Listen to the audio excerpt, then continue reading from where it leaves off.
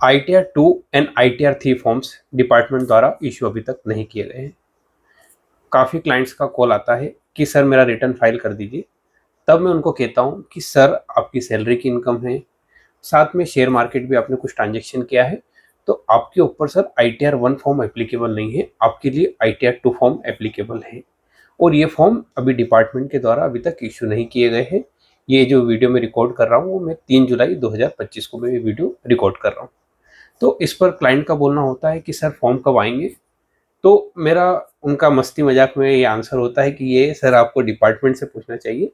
But यदि मुद्दे की बात करें कि ये क्यों डिले हो रहा है फॉर्म्स, तो इसकी यदि हम तह तक जाते हैं तो इसके पीछे ये रीज़न है कि डिपार्टमेंट ने इस बार क्या हुआ कि जो मिड ऑफ द ईयर जब बजट आया, तो मिड ऑफ द ईयर में कुछ टैक्स की रेट में बदलाव किया।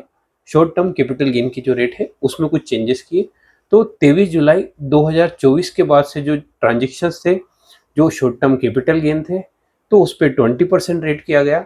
और 23 जुलाई के पहले के जो ट्रांजेक्शन थे उस पर 15% का टैक्स रेट किया।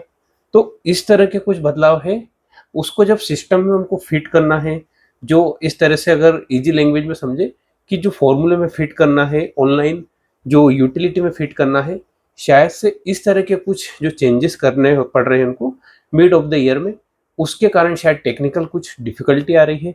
इसी के साथ साथ लॉन्ग टर्म कैपिटल गेन में भी कुछ बदलाव किए गए हैं।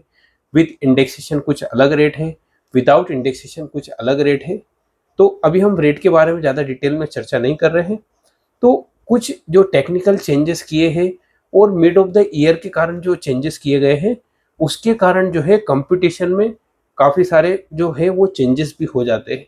तो सही ढंग से कैलकुलेट हो टैक्स, उसके लिए डिपार्टमेंट सुनिश्चित होना चाहता है। और वो चाहता है कि सही जो है वो टैक्स निकल के आए, करदाता सही टैक्स भरे। तो ये फॉर्म्स कब आएंगे ये इनकम टैक्स विभाग ही बता सकता है। अब हम बस धैर्य रख सकते हैं।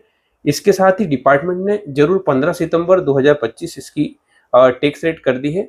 बट काफ़ी लोगों को कुछ ऐसी परेशानी भी आ रही है कि वो टाइम से रिटर्न फाइल नहीं कर पा रहे हैं, तो उनका रिफंड नहीं आ पा रहा है।